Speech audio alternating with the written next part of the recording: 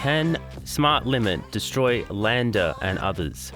Today we're going to check out Sonible's new AI-infused True Peak limiter and hear what it has to offer. Now, to Sonible's credit, they're not the ones, saying that it's there to directly compete with landr or eMastered or any other automated mastering service, but I actually think that it's got the potential to wipe the floor clean with them. Let's see what you think. Smart Limit combines all that is great about, working with these automated mastering services with enough scope to delve a lot deeper to your exacting specifications. I'm talking to you, lab coat wearing engineering nerds. I'm really just here talking to myself. I'm surrounded with padded walls, but so, engineering nerds, aspiring nerds, musos, just tell me what you are in the comments below. Let's jump into a session and see what's going on with Smart Limit. Alright, so here we are. I've got a track here by Rance Lazarus. Been working with him closely on this one, and I think it's going to be really good. At the moment, we're just working with the scratch vocal, program drums, until we track the real thing. And of course, when the track becomes available, I will stick a link down in the comment section below so that you can check it out. So Smart Limit, the most obvious place to start with it is going to be on the mix bus, so let's just chuck it on there. When you first start this up, you'll be greeted with a tour. If you take the tour, it takes you through some of what is going on here. If you've used Sonible before, you'll be used to the fact that they've got a whole bunch of different presets. In this case, we've actually got presets for different styles, and the other option is that you load a reference and you click the button, you analyze your song, you choose the appropriate style, and away you go. We've got a few different style tweaks that we can make. Pretty typical stuff that you would see in limiters. It's got an auto release as well, resizable. Let's maybe pick the busiest part of the song, which is just before the solo here, and we'll analyze that. Somebody new.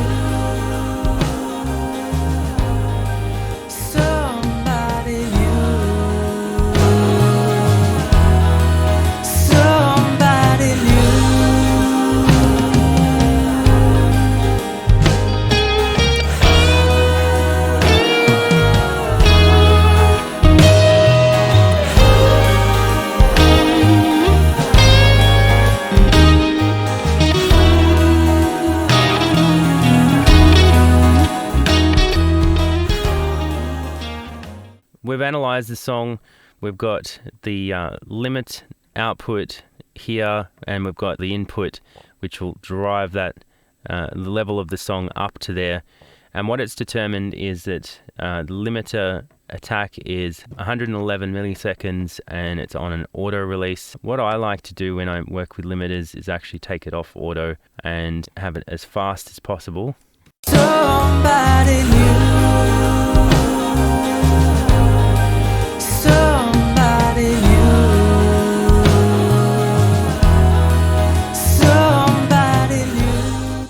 Pretty transparent no matter how you cut it. Cool little graphic here. Basically, you can go through different standards and different streaming services. What you can do is you can go to YouTube, you can do a quality check. It will tell you how much it's going to turn the track down. Generally, I don't worry about that. What I'm most interested in as a mixing engineer is just finding that sweet spot where it just feels right. But what I think's really cool about this plugin, apart from that little feature, which I think would help newbies quite a bit, also should mention here, it's got dynamics. So it's a histogram of dynamics. It kind of gives you, I think that's loudness. Yeah, loudness versus the song dynamics. And it gives you a bit of a sweet spot to work towards, which is this band. And you'll notice that changes depending on what you've got selected. And it looks like you should be able to change this value as well. So if I want to say -12, just changes it. I'm not really hyper focused on that. I feel like I would be mixing until the music sounds good. So I wouldn't necessarily mix to a particular loudness, but that could come in handy for people starting out. That's a great way of targeting for specific platforms. I don't think you ever want to be under a certain loudness. I think you want to head above that. And this gives you all the loudness information that you could possibly need. What I really like about this plugin is not so much all this loudness stuff, but the fact that it's got distortion monitoring. Let's have a look at that. Somebody new. Somebody new. Somebody new.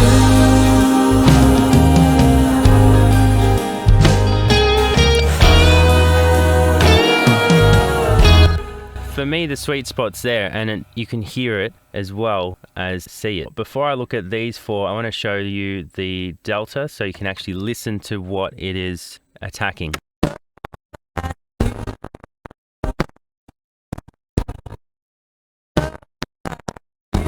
Maybe you could use it to enhance the attack of drums. I don't know. I'm sure there's a different use to what this plugin was actually made for. There's just an idea off the top of my head. Constant gain is quite good by not affecting the loudness. So just as by way of demonstration. Somebody new. Somebody new. Somebody new.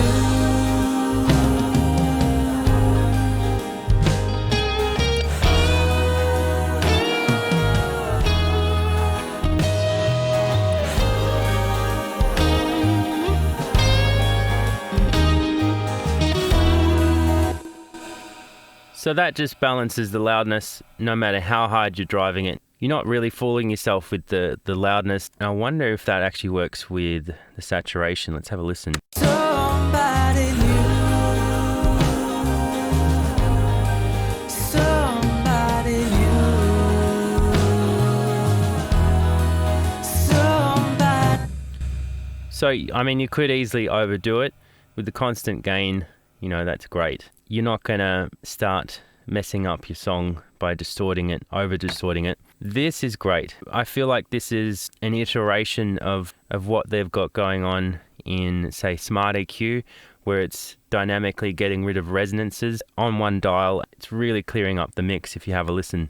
Somebody new. Somebody new. Somebody new. For me, that's getting a little bit too bright. It says that it's to polish the mix, subtle polish. For me, that's a little bit too harsh, and maybe that's because I've not selected the right style. So if we went into, say, I don't know, go pop, that'll probably change the overall EQ scheme that it's listening for and what it's limiting harder. Somebody new. Somebody new. Somebody new.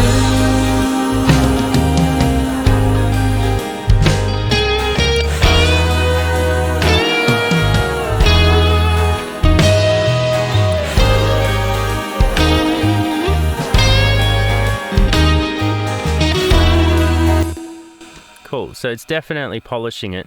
And you might say, well, that's overkill, but this bass control, I believe what it's doing is it's adding a boost, more like a shelving EQ underneath, say 100 Hertz, and it's also adding in some harmonic content. I think it's odd harmonics that it's adding in. What I want you to listen for is that even though that's too bright, I think that's too bright where it's set. I think it kind of makes up for it when you start to combine it with this bass control. Somebody new.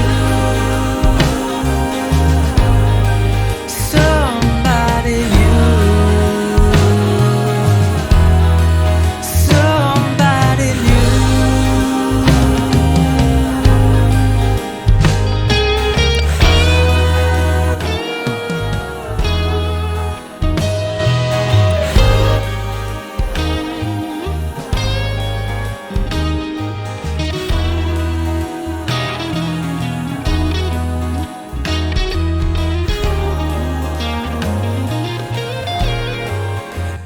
So where are we on the quality check? Let's have a look. It actually gives little recommendations like this. So dynamics seem a bit high. You obviously got to do this while you're playing it. Let me just do that. Somebody new.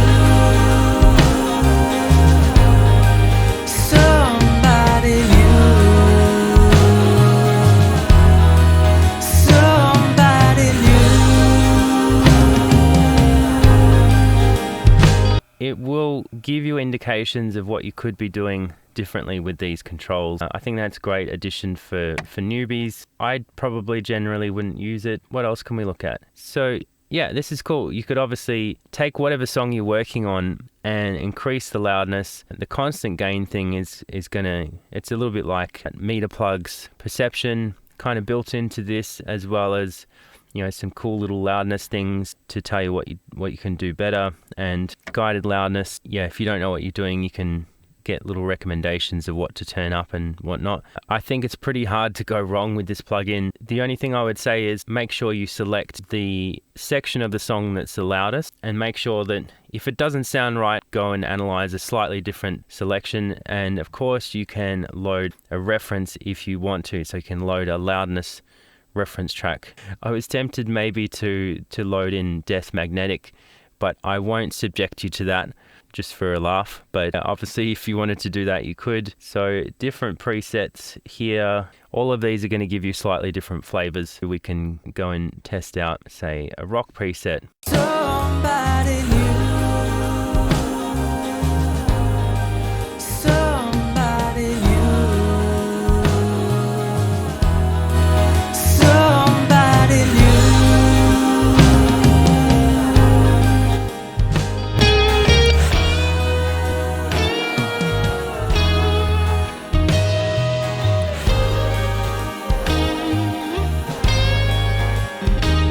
I really feel like this could compete with automated mastering, because it's pretty much foolproof the way that Sonible have set this up. Pretty hard to mess up. It's telling you what to do. It's giving you quality check options. It's giving you distortion monitoring. I've got nothing but good things to say about Sonible's plugins. They look great, very easy to use. There's nothing necessarily new, but the way that they've combined this stuff with the AI technology that they've got going on, I think that's pretty cool. And just to be clear, so in the past I've reviewed Smart Comp, Smart Reverb, Smart EQ3. There was a bit of criticism on some of those videos about AI technology, but I can say that when they're in the research and development phase, they're definitely working with a lot of information. And what I found interesting actually is when they're training the plugin, obviously by the time it becomes a plugin, it has to have a finite set of data. So it's not necessarily as wide a pool as what they started with in the research and development phase. But what I found interesting is that you would think, how did they come up with it? And what they do is they come up with, say, an audio source that sounds objectively good. And what they do to train the system is they mess it up. So they might put all sorts of resonances and stuff like that in it. And because they can tell the AI system what they did to mess it up, they can essentially train the AI to unmess it up because they know exactly what they did. Thought that was really cool. And then obviously you get to the design of the plugin itself, and it is a finite set of data, because otherwise it would take half an hour to load. So for those wondering about the AI aspect of it, I felt that was really interesting. So you can check this out yourself. Go to the comments or the description in YouTube. I'll leave a link for you to go and check this out. See what you think. I'd love to know your thoughts, and I'll see you in another video.